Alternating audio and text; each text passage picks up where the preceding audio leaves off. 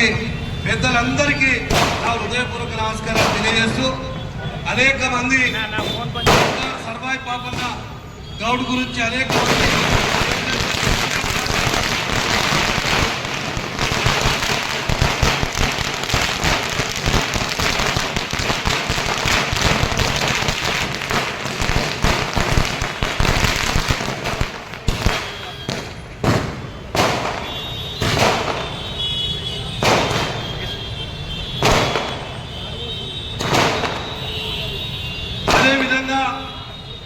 ఈ కార్యక్రమాన్ని సర్దార్ సర్వాయి పాపన్న విగ్రహాన్ని మొట్టమొదటగా పెట్టినటువంటి వెలుగులోకి తెచ్చినటువంటి అన్నా జయంత్ గౌడ్ గారికి ప్రత్యేక ధన్యవాదాలు.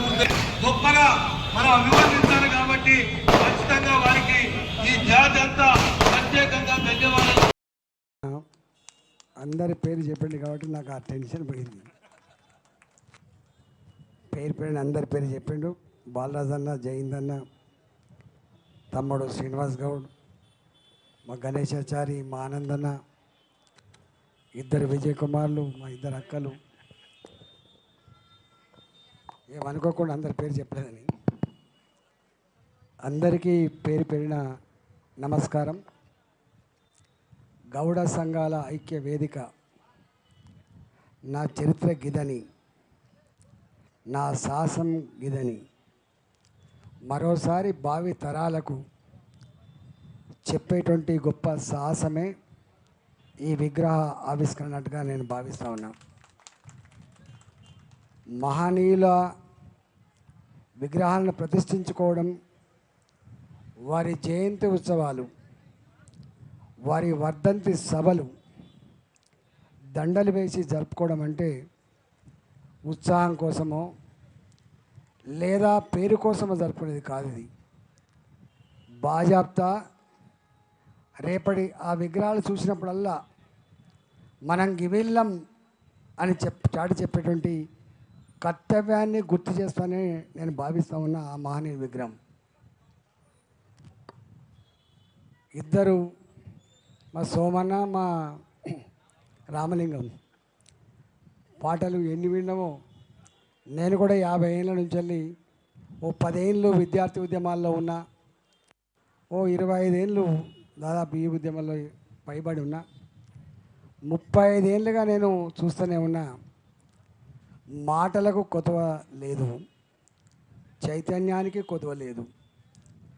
పాటల సృష్టికి, పాటల చైతన్యానికి కూడా కొదవ లేదు, సాహిత్యానికి కొదవ లేదు.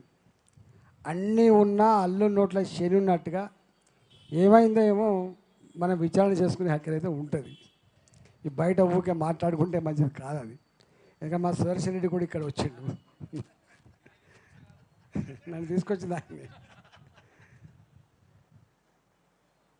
అన్నిటికీ ఎలిజిబిలిటీ అయినప్పుడు, అన్ని రకాల తాకత్ శక్తి ఉన్నప్పుడు ఎందుకు లేదు అని అనుకుంటాను. కానీ ఈ పని చేసిన వాళ్ళు కూడా ఉన్నారు. నేను మన మైసూర్ రాజా వాళ్ళ వంశాన్ని కలిసిన, నేను వాళ్ళను చూసినప్పుడు గర్వపడ్డా. నేను అట్లేం లేదు, దేశంలో అక్కడక్కడ అనేక రాజ్యాలను గొప్పగా పరిపాలించినటువంటి రాజులు, కుమ్మరులు ఉన్నారు, గౌడ్స్ ఉన్నారు, రకరకాల పద్ధతిలో ఉన్నారు. అట్లేం లేదు. కానీ ఆనాడు ఈ చైతన్యం లేని, ఈ పాట లేని, ఆట లేని, ఇంత గొప్ప సమాచార విప్లవం లేనినాడు వాళ్ళంత గొప్పోళ్ళు అయిండ్రు. కానీ గుడిసున్నా, చిన్న రేకుల షెడ్డున్నా, అలా మనోడు ఒకడు MBA చదువుకుని ఉన్నాడు. మన విద్యార్థిని MCAనో ఇంజనీరింగ్ చదువుకుని ఉన్నారు. అంటే ఈ కంప్యూటర్ యుగంలో, ఇంత చదువుకున్న యుగంలో, నిమిషాల మీద ప్రపంచంలో ఏం జరుగుతుందో తెలుసుకునే యుగంలో ఎందుకు ఇట్లా అయినేమో తప్పకుండా ఆలోచన చేసుకోవాల్సిన అక్కరైతే ఉన్నది. మాటలు మాత్రమే కాదని, దానికి సంబంధించిన ఆచరణ ముఖ్యమని చెప్పి కూడా అనుకుంటాను మనం. కానీ గీట్రాయి నేను 24/7 చదువుతున్నా, నాకు మార్కులు మాత్రమే 50% వచ్చినాయంటే గీట్రాయి కాదు. ఎన్ని గంటలు, ఎంత శాతం, ఎన్ని మీటింగులు, ఎంతమంది లీడర్లు ఉన్నది ఇంపార్టెంట్ కాదు, ఎంత గోల్ కొట్టినాం అనేది చాలా ఇంపార్టెంట్. ఆ ఎట్లా గోల్ కొట్టానో ఆలోచించుకోండి. అవును, లేకపోతే ఏం చేస్తారు వాళ్ళు? నీలో ఐక్యత లేనప్పుడు, చైతన్యం లేనప్పుడు, స్ఫూర్తి లేనప్పుడు, నీలో ఏదో బలహీనత ఉన్నప్పుడు నీవే చెప్పబడితే. ఇప్పుడు రామలింగం పాడిన పాట అంతా అన్నీ ఉండనే ఉండే. ఎవరు మరి కారకులు? నీ రాతను రాసుకునే శక్తి లేనప్పుడు, నీ చరిత్రను చెప్పుకునే శక్తి లేనప్పుడు, నీకు నువ్వుగా ఎదగనప్పుడు, ఇంకొకరిని నిందించడం కంటే కూడా మనది మనమే నిందించుకొని మనం ఎవరమో, మనం ఎక్కడున్నామో, మనం ఏం చేయాలనో ఆ గమ్యాన్ని నిర్దేశించుకొని ముందుకు పోవాలని మాత్రం నా చిన్న సూచన చేస్తున్నాను.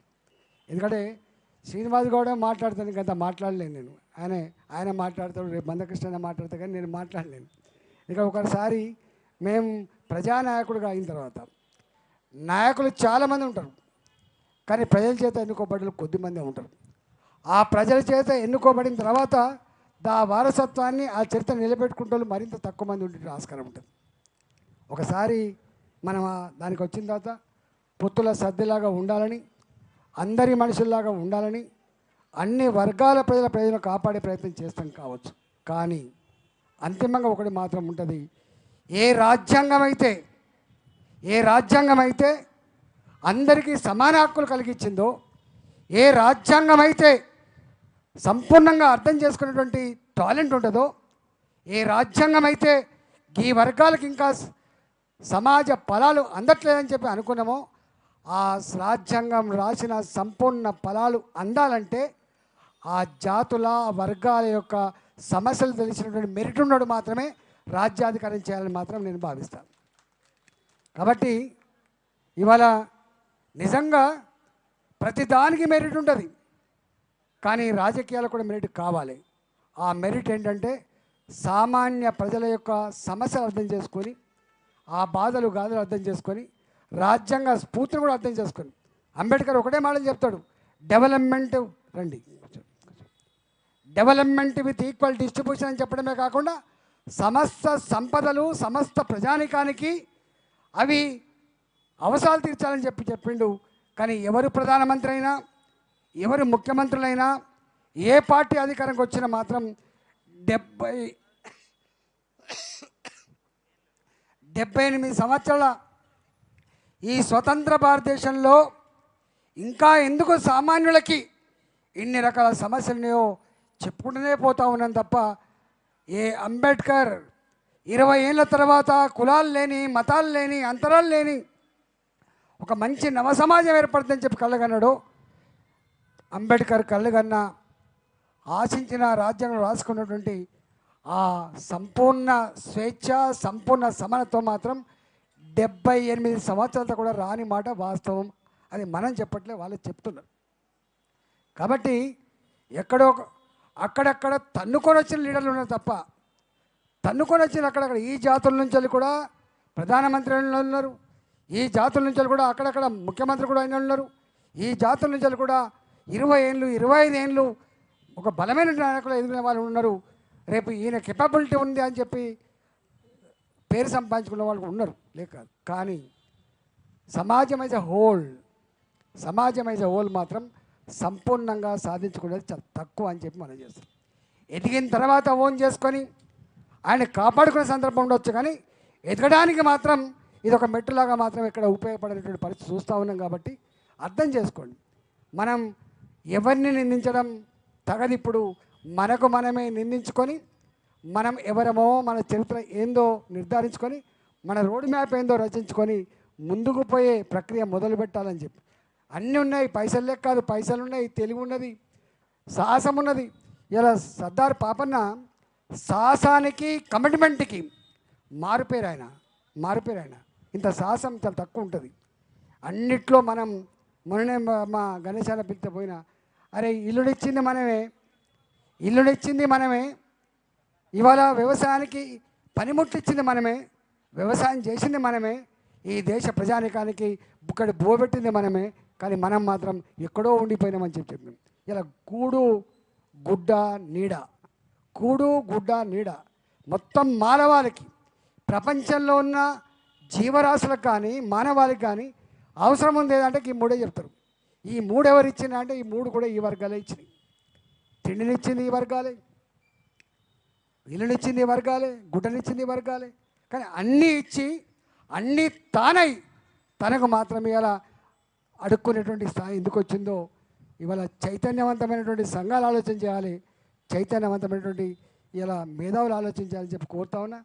ఇప్పుడు ఆ శ్రీనివాస్ గౌడ్ బాధతో చెప్తాడు, ఎన్ని బాధలు ఉంటాయో అవి చెప్పడానికి వీలు లేదు. కార్డు కొట్టించుకొని పోతే ఈ కార్డు పైసల కోసం వస్తారా అని చెప్పి అట్లా అవమానకరంగా మాట్లాడుతూ ఉంటారు. కానీ ఇవాళ మనం చూసిన మందకృష్ణ మాదిగ ఒక్కడే కావచ్చు కాక తన నమ్మిన సిద్ధాంతం కోసం 30 ఏళ్ళు సుదీర్ఘ పోరాటం చేసి తప్ప అది సాధ్యం కాలే. ఇవాళ ఎన్ని సంవత్సరాలని ఇంపార్టెంట్ కాదు, గమ్యాన్ని ఆశయాన్ని ముద్దాడిన వ్యక్తి మందకృష్ణ మాదిగ నిలిచిపోయింది. కానీ ఇక్కడనేమో ఏ ఏ కులానికి ఆ కులం ఇవి తెలిసిపోయింది, వీళ్ళు ఎన్నటికీ ఐక్యమటలు కాదు అని మన బలహీనత తెలిసిపోయింది. కాబట్టి వాళ్ళలో ఉన్న ఐక్యత ఇలా లేదని కూడా అర్థమైంది. కాబట్టి ఇవాళ డెఫినెట్గా అనేక మీటింగ్లు జరుగుతూ ఉన్నాయి, ఎన్ని మీటింగ్లు పెట్టుకున్నా కూడా ఎక్కడో సాధ్యం అవుతలేదు. కాబట్టి దయచేసి సందర్భం వచ్చినప్పుడన్నా కనీసం చేయాల్సిన పని చేస్తే తప్పకుండా విజయం సాధిస్తారని నమ్మకం ఉన్నవాని. కాబట్టి ఆ విజయం పరంపరలో మనంతా ఐక్యంగా కలిసి ముందుకు పోదామని ఇవాళ సర్వాయి పాపన్న ఆశయాలని మరోసారి స్మరించుకుంటూ మనందరూ ఐక్యంగా మన జాతుల్ని కదిలించడంలో ముందు భాగాల సంఘాలు నిలబడాలని చెప్పి మనస్ఫూర్తిగా కోరుకుంటూ మరొకసారి మీ అందరికీ ధన్యవాదాలు తెలుస్తూ సెలవు తీసుకున్నా. భారత్ మాతకి జై.